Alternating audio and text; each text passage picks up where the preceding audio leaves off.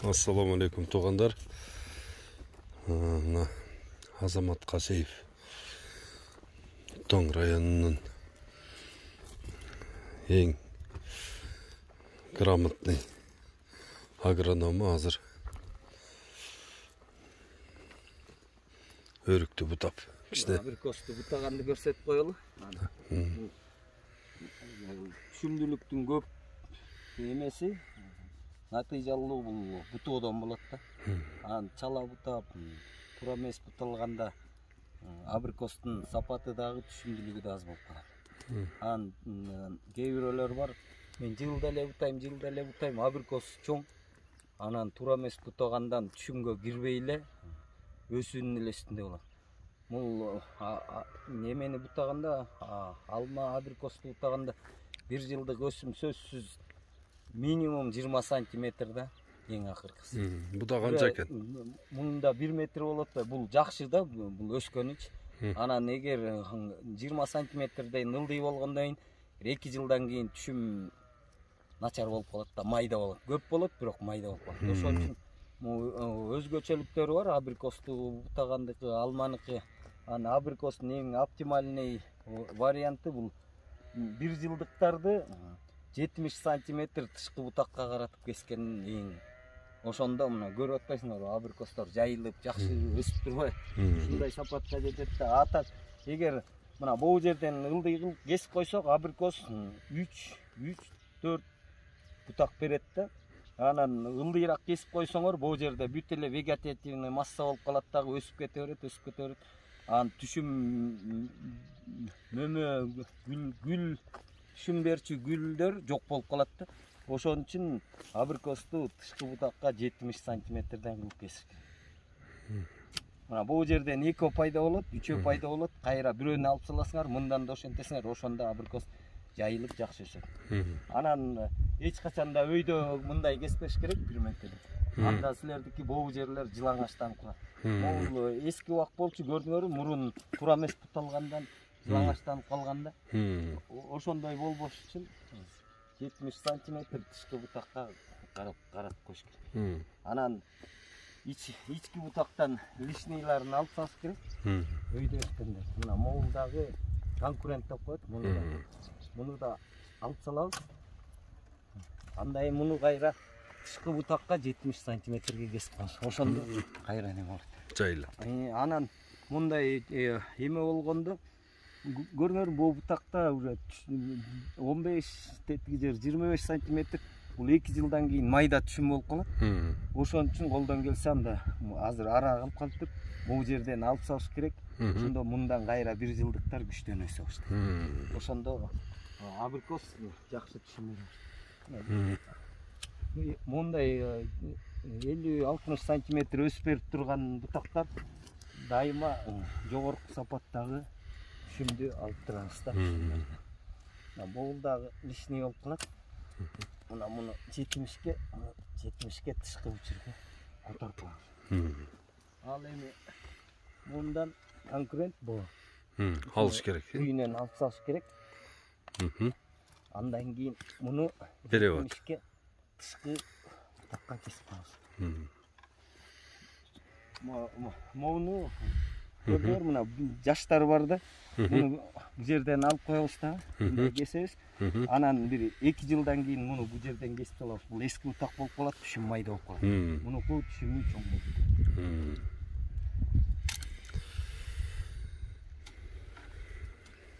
Ушундай принцип менен эле мына көрүңөр, мында лишний. Муну ким койсо өйдө кетип кийин жарылма болуп калат.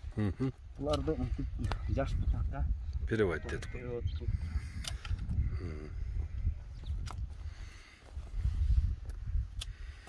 Мына ушуну менен эле бүттү деген.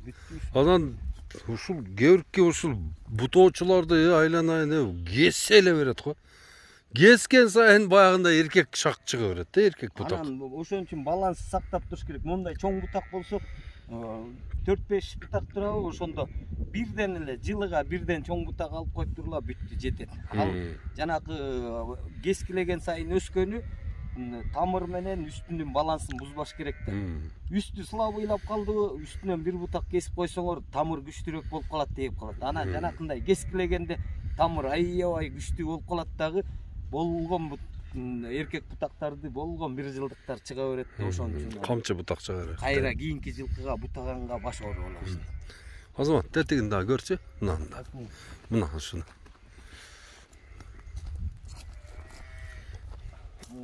Биринчи бутаганда сынгандарын алабыз.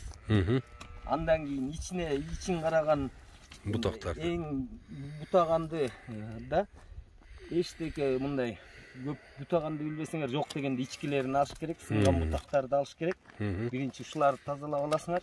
Андан кийин бутактарды караш керек да, кайсы жерде слабый өсүп атат. Слабый өсүп атканына чоң бутактарынан кесип салып туруш керек. Неме болбосо кеспесеңер, муну деле 70 сантиметрге. Ичке кеткенин буякка кесебиз. Ана мындай дабыргай чыккан көп жерде эме, бул дабыргай тамыр думуккандан, анан суу көп жаткандан болот. Муну думуктурбаш үчүн мунун түйүн жумшартып, топуракка аба киргизиш керек. Бул жерлерди таза клеткага чейин тазалап, кырып, тазалап, эмне куюп коебуз? Бул жерге эчтеке эме кылбай аябай тазалаш керек. Болгон өлгөн клеткалардын баарына ажыратып. Андан кийин 3% көк таш менен обработка кылып туруп, масляный краска же болбосо садовый вар менен неме кылып коюш керек. Ушул проблема ошол сен айткандай ошол бардык дарактарда бар экен да, желим чыгарып берет экен. Желим чыккан комет течение деп коет. Бул тамыр думукканда көбүнчөсү ошондон пайда болот. Ак топурак эгер шагыл жерде болсо мындай чыкпайт да. Муларды көрөңөр, муну жакшы тазалаш керек да. Анткени бул камбий чөңгөк болот да.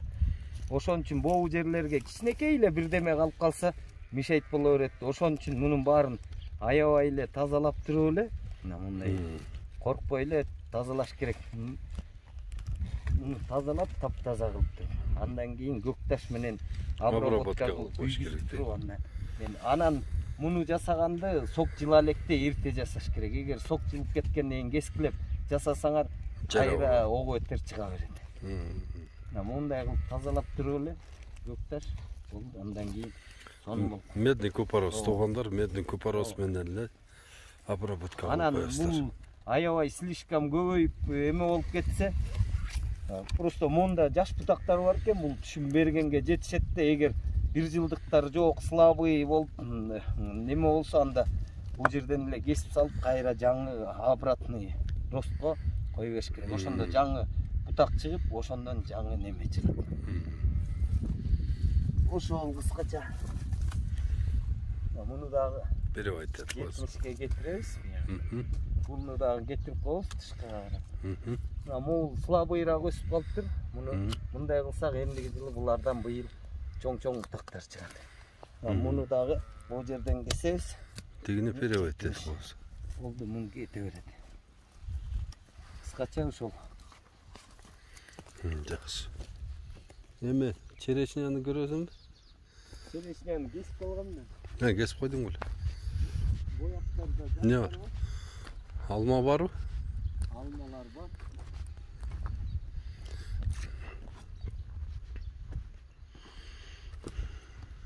Чычырганак бар. Чычырганак. Бесконечный деп, мына бояктар. Кандай өсүп атат чычырганак?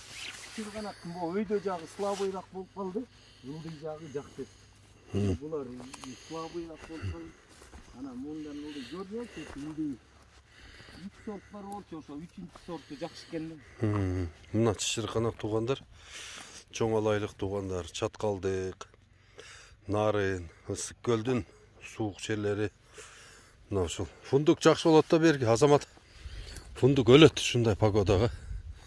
Ушундай сонун болот фундук. Фундуктун 1 килограммы 600 сом болот. 600 сомго сен эч кандай чычырганак карага тешлеме сата албайсың да.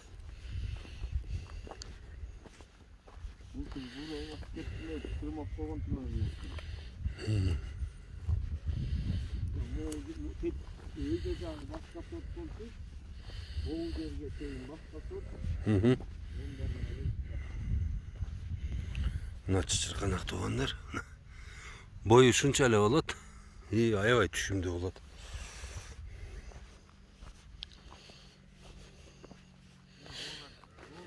Чорный капитаның кайсы? Каракаттарың. Капитан деген мына муу сорт. Мына, Бирок бул капитанды айдайт десе бир карагаттан башкачараак экен. Муну бийик өсөткөн былтыр аябай түшүм берип туруп тигине бүт сынып калды. Анан быйыл стойкага даярдап койдук. Бул күзүндө жетишпей калдык да. Буюрса Стойкага отургузса сонун болот экен. Мул деген бийик өсөт экен. Анан түшүмүн көтөрө албай эле жатып сынып калды да былтыр. Анан ошон үчүн эме айдайм дегендерге кеңеште жок дегенде мындай 4 бурчтук тактай коюп, же болбосо мен стойка коюп туруп эле зым чоюп ошого өйдө кылып өстүрмөй болду. Хорошо. Булар кара өрүктөр. Слива. Слива. Каяктыкы? Аксыныкыбы? Бекболоттон алдык. Бекболоттон алдыктың. Анан жакшы болбой кайра обратный өстү буларынан эме кылабыз. Mo iki sol neme? Anam bu iki solur. Şaptalı 5 sortu var şaptalı. Şaptalı. Şaptalı jakşı ötküdü. Bit var işte geldi. Şaptalı. Jakşı. 5 sort var. 5 sort. Erте ушкандан кеч күзгө чейин. Кеч күзгө чейин. Аны ары карай алмалар, андан ары гилас, ары жагында абрикостун. Мына не алма мына? Голден бе? Moğollar deyken Golden emas, Moğol деген кайсы сорт эле? Агороттон көчүрүп келип эле айдап койгонбуз коякта. Башка этикеткасы менен бар. Алмалар бар, этикеткалары бар. Lady Pink беле бул ошондой. Lady Pink 106 подвойдо. Мына жазылып этикеткалары бар.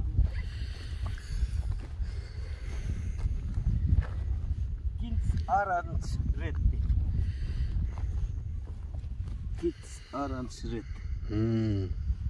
Başkaça alma gene. Başkaça. Жаңы almalardan.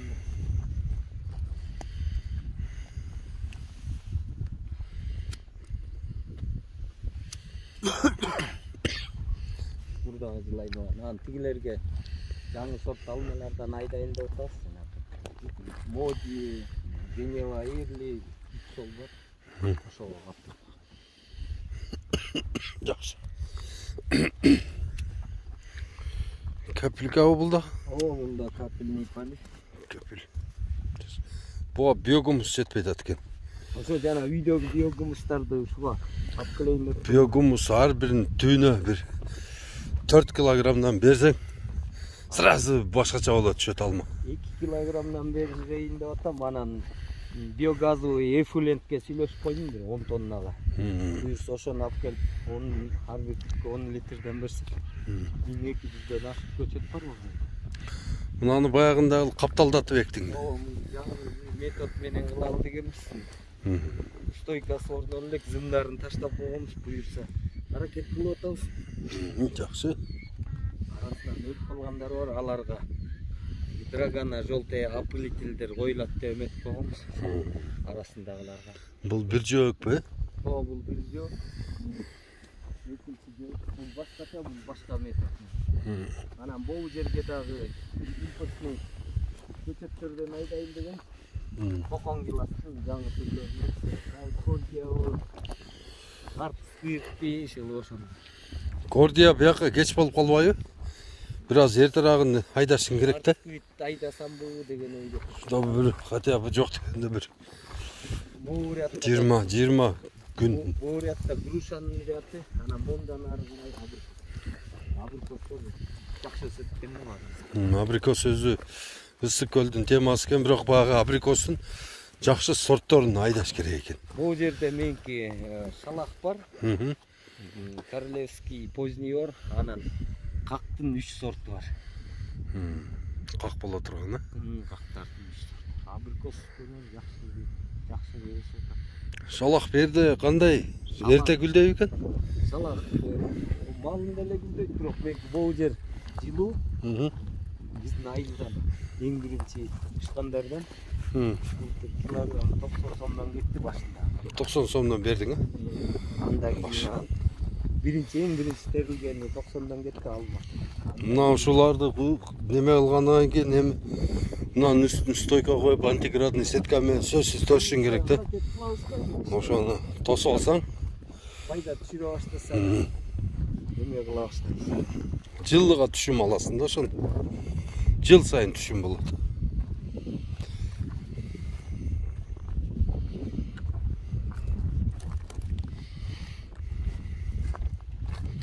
Моларың бактарың жетилсе берели.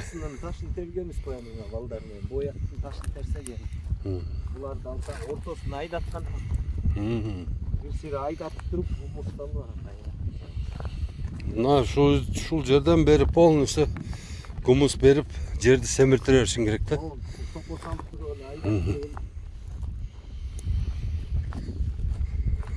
Пока көчөттөр кичине кезде айдатып жерди деген борпон кылып ал. Эртеге мыналардын тамырлары өссө эмнеге чейин жетип кетет.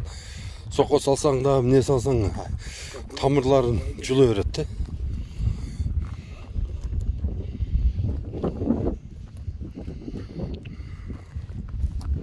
Эме жапыш эле. Мурун жаңы сатып алганда бийик болчу. Буюрса кестилеп атып отургуздук. Тергенге да удобный, жакшы. Мына ушунун үстүнө антиградный сетка тартсаң болот да уже. Чөткө түшөт. Вообще гүлдөгөндө дагы, немеде дагы такыр таасир этпейт да. Чымчыктан сактайт. Мөндүрдөн сактайт. Үшүк жүрсө астына от жаксаң, эме түтөткө кармап калат да. Жыл сайын түшүм ала бересиң. Мо талдарды жогот. Бул талдарда зыянкечтер бар да, ошол жерде жашайт. Эртеге проблема кылат булар.